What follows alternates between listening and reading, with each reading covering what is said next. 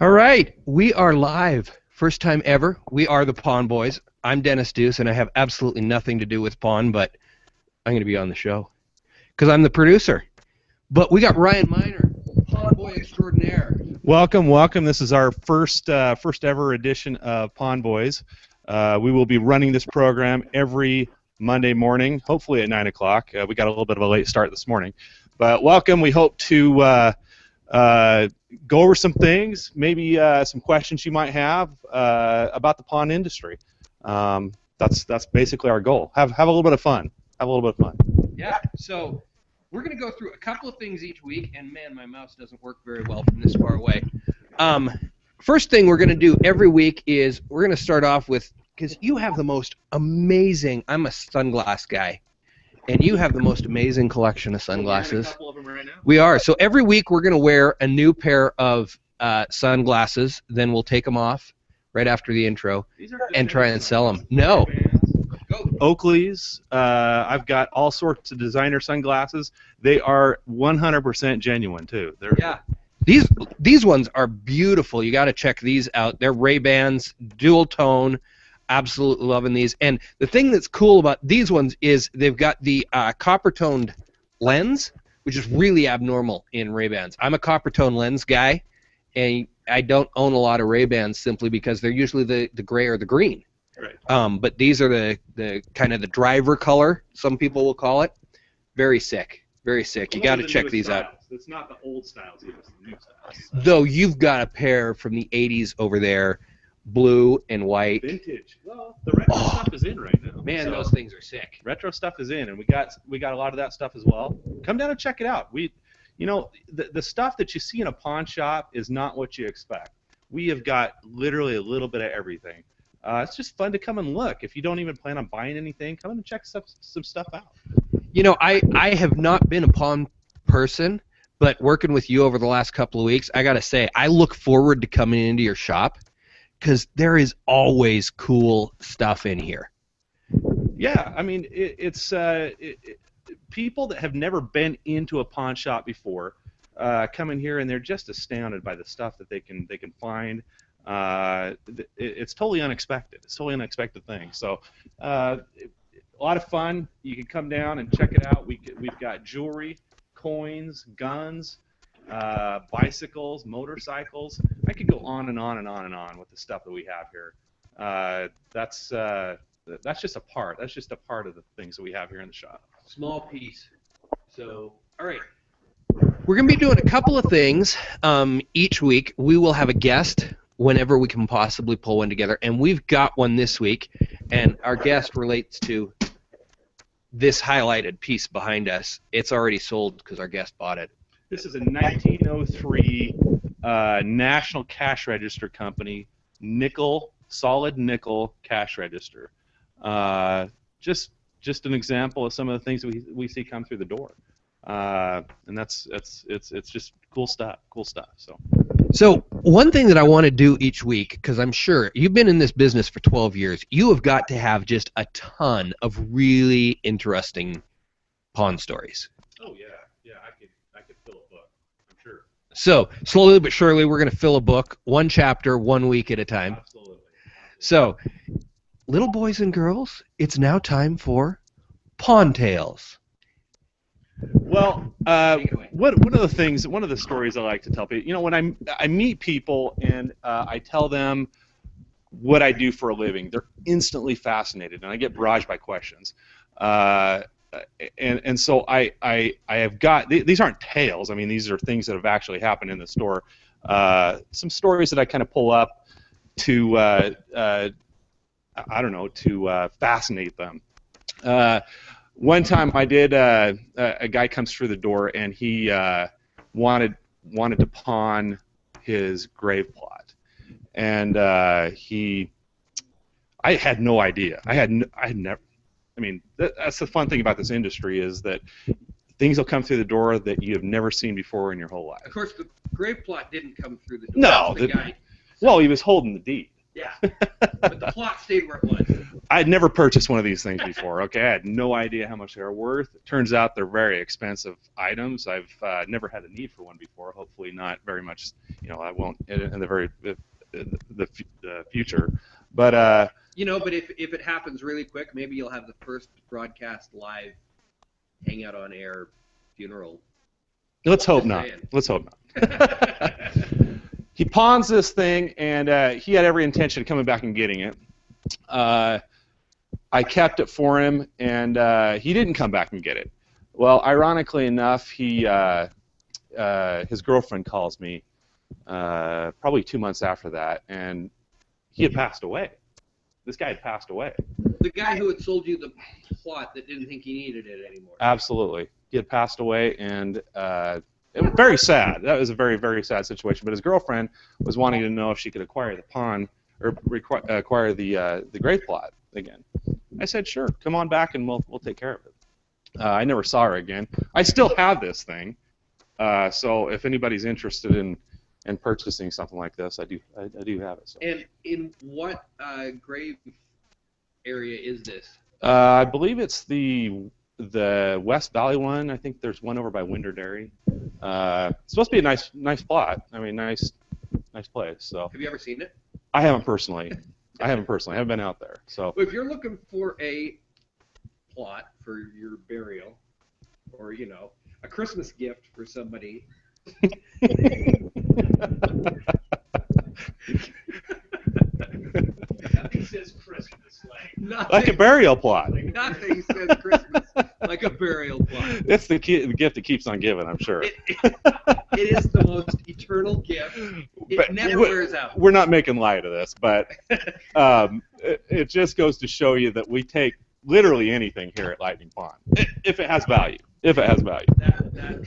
That is a great tale. So, before we jump to our guest, do you have something else that you'd like to highlight around the shop that might be interesting to people? Well, I do have a great stock of guns. Those who are in the market for guns, it's a great place to come shop. I have a little bit of everything. Now, I might not have exactly what you're looking for at the time that you're looking for it, but I also do take requests. So if somebody's looking for something that they want to buy used and don't want to buy new, I take requests, and when I do get that item in, I'll give them a call, and we can hopefully make a deal at that point.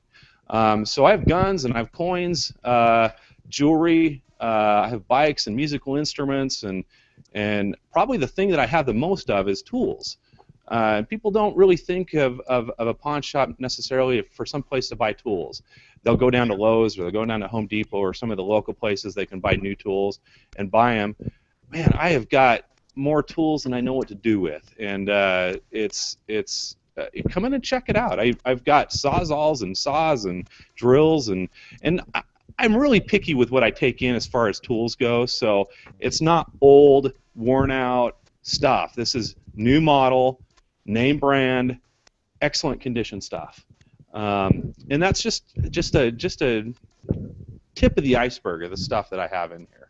So I don't have anything specific. I mean, I have watches and high-end watches and diamonds and gold and you name it. Vintage guitars, all sorts of neat stuff. Small gifts that it's not too late to come down and get something for that last-minute person on your list. I've got entry-level guitars under $100, amps to go with those guitars, and I know a lot of people have that on their gift list for whoever they're buying for. Don't go to Walmart and buy the first act thing. They're junky. Come down and buy a name brand guitar for less than what you could buy it for new at Walmart. We always kind of joke around here, cheaper than Walmart. That's kind of our motto. Cheaper than Walmart. Absolutely. So. All right. So Ryan, we're going to bring on our guest. Okay. A quick question. You were telling me a story about that watch right there, which they can't see. Is that case unlocked that while the guest is on, I could grab that and we could actually highlight it on camera? We could unlock it. There's some keys right over here. Okay. That we can I'll go find those keys. And you were talking about bikes. So we are going to bring in one of the other Gombach clients, and the guy who introduced us, Kirk, who you'll be able to catch later today on Jerk's Corner. And Kirk's a longtime friend of Ryan, and also a local business guy, and he's holding a clarinet. I have a feeling he might play. He's also wearing some sunglasses. We have. He has some aviators on. So we're going to bring on this week's guest, Kirk Sherrod from Jerk's Bike Shop. There was no fanfare, man. I was just saying, there was no fanfare. I expected some kind of applause or something. I don't know. I guess this is our first show. Yeah, I can get applause. Hold on. Wow, that deserves applause. Not even one less. You don't play that thing, right? I don't even know what this is.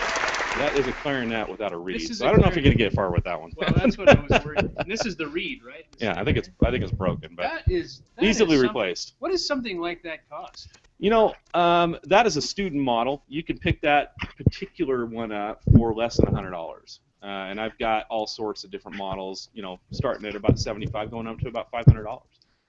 I remember in high school we were playing these, and my parents had to go rent this. Were you a band geek? I was a band geek, and my parents had to rent one of these for me, and I hated playing this thing. I couldn't do it right. It was squeaking all the time, and and they were mad at me because they'd rented this thing and it cost a bunch of money, and I was like, Oh yeah, You know. yeah. They should have just come down and bought one from the pawn shop. You're throwing money down a hole Yeah, that way. That's exactly what happened. And I can't believe I just put my mouth on that. I have no idea where this has been, and I just put my mouth on that. If you come into a pawn shop, you probably should not. I'm going to get some kind of airborne syphilis or whatnot for putting that on there. It builds up immunity, man. It does. Well, then come on down to the pawn shop and build up your immunity by sucking on one of these licorice sticks. Now, Kurt, you're kind of in a unique position. You have been in the pawn industry before. I have. Worked in the pawn industry. Yep. But you're also somebody that shops in pawn shops on a regular basis. I do. Yes. One of the things that I want to ask you, I mean, you worked in the pawn industry years ago. Yeah. 8 years ago.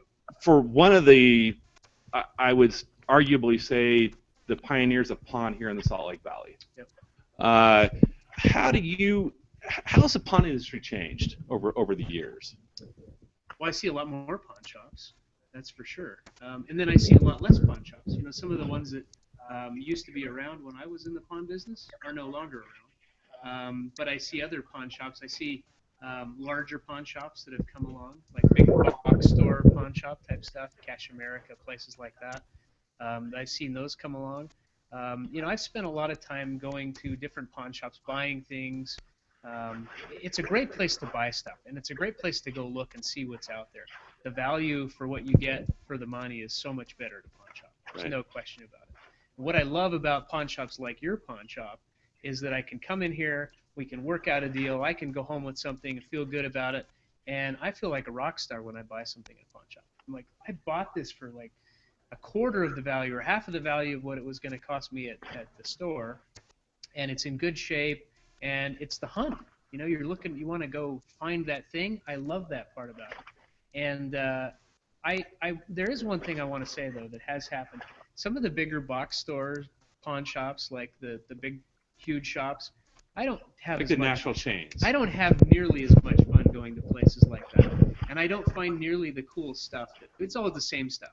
A crappy drill that doesn't work, or you always see the same stuff there, at 100 different laptop computers that are out of date. I always see the same stuff in there. I'm not that interested in buying that stuff. It's almost like they don't care. I'm just going to buy stuff and I love coming in a place like this because I can look around and say, this guy's passionate about what he does. He's got cool stuff on the floor, and I can usually find something that I want. For example, this. Look how cool this is. Kirk bought this. I had this sitting in my store, and he owns a bicycle shop that has kind of an antique-y feel in the inside of it. Goes perfect with kind of his theme. And my theme is antiques. I'm becoming an antique, so I thought maybe I would just keep that thing, that antique thing. just as Kirk was saying, I like to I like to kind of pride myself on. I'd like to think I'm changing the pawn industry somewhat, bringing it kind of out of the dark ages. A lot of people have the I don't know, the notion that when they walk into a pawn shop, it's this dark, dungeness fat guy sitting behind the counter smoking a cigarette. There are those. I have seen those guys. I do have a little bit of a belly, I've got to admit, but I don't smoke and I don't wear a lot of chains. I've got a small one that I wear on my neck, but I'm actually nice. And a lot of these, I mean, have you ever been into a pawn shop where you didn't feel like you were welcome? Oh yeah, all the time. Yeah, you go and it's almost a burden that you're in there, like, oh great, got another customer. Yeah, and that is, you know, as kind of a rule, the pawn customer is not a very loyal customer. Okay. Oh, yeah. And I'd like to think I'm changing that. And I think one of the reasons is they just never there was no customer service. Yeah. There was no customer service. Yeah. And I care about the people that come in here. I do realize that these people are paying my bills, Yeah. so to speak. Yeah. And a lot of people don't realize, or a lot of owners don't realize that, or people working in pawn shops. And so I'd like to think in some small way, I'm changing that. Yeah. So I believe that. I really believe that. So when you worked in the pawn industry, is that, I mean, how many years has it been now? It's 20 plus years. Let's see. It would have been, it's 20. Yeah, 20 years exactly. since you've been in 20 there. years exactly. Okay. Yeah. Quite a while ago. You're that old? Yep. Antiques.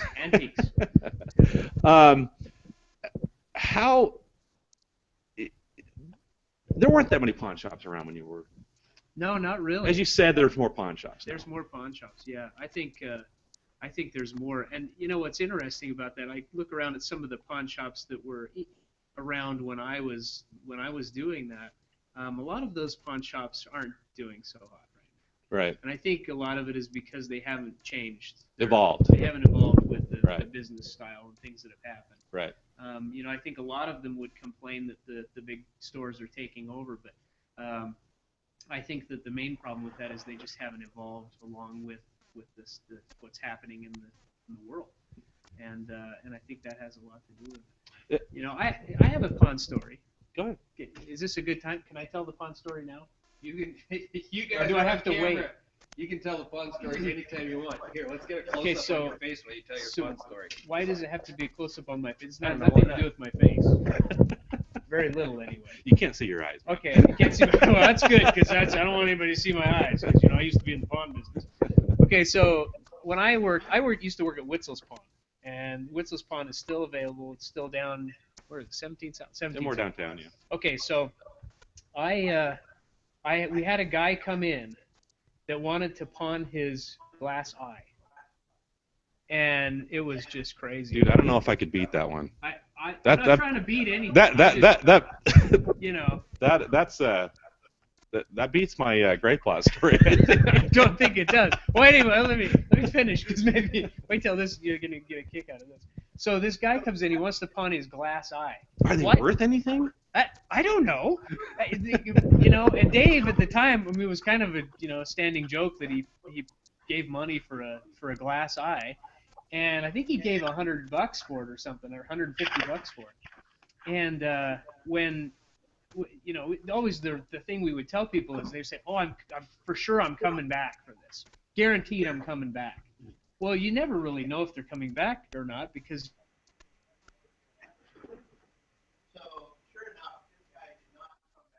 You would think out of the one thing. Of the one thing, you would think for sure this guy would come back for his glass eye, and he never came back.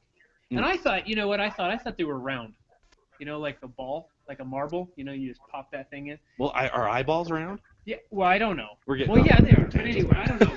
But anyway, it wasn't round. It was just kind of a piece that goes over the eye socket. Kind of fits in, and you just stick it in there. Anyway, Dave. So somewhere there's some guy running around with one eye. With one eye, and who knows if he's still alive? He was quite old when he came in. But anyway, Dave had that put on a chain, and had an inscription put on it.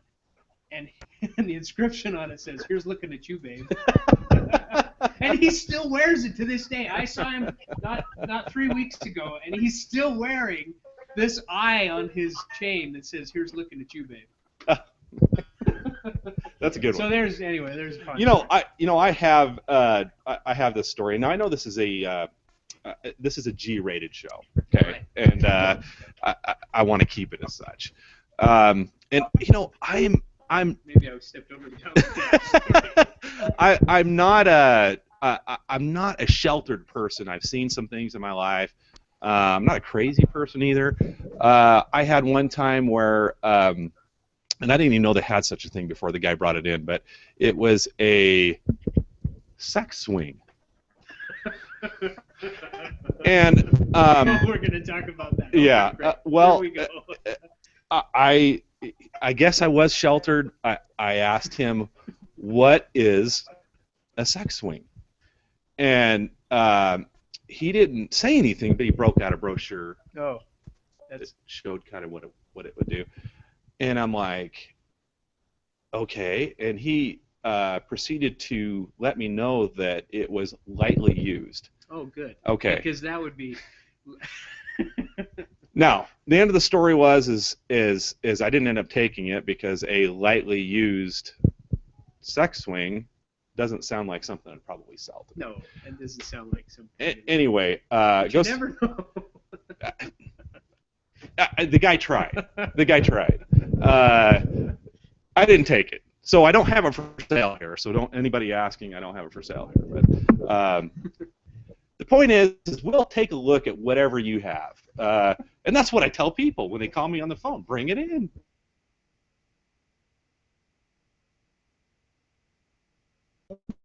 Have you sought counseling after reading the brochure? There were drawings, Oh, thankfully. okay. So That's nice. that's a good story. But That is a good story. bring the stuff down. Now we don't only do loans. Just to kind of tell you how it works is we do loans here on items of that have value. So they're collateral items. You can, we keep the items here. You can come back and get the items, buy them back for a small interest. You can roll the loan over if you wanted to pay the interest on that item. But we also buy items. So if you just wanted to come in and sell your item, you can come in and sell it without having any further attachment to that item or obligation to it. It's a great alternative for somebody that doesn't want some spooky guy coming to their house that they sell on KSL. And there's a peace of mind there.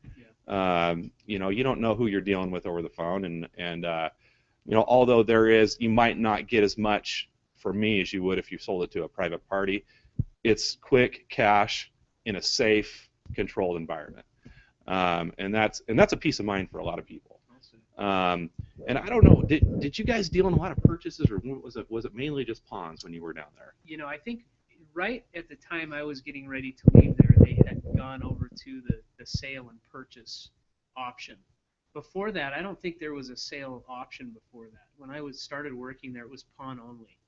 And I think that's something that's come along later, or was just starting to come along when I was. Yeah, I think it's a fairly new concept to the pawn industry. Everybody thinks it's just loans or whatever, but there's been some state legislation change that's made it a little bit easier for the pawn shops to work that way.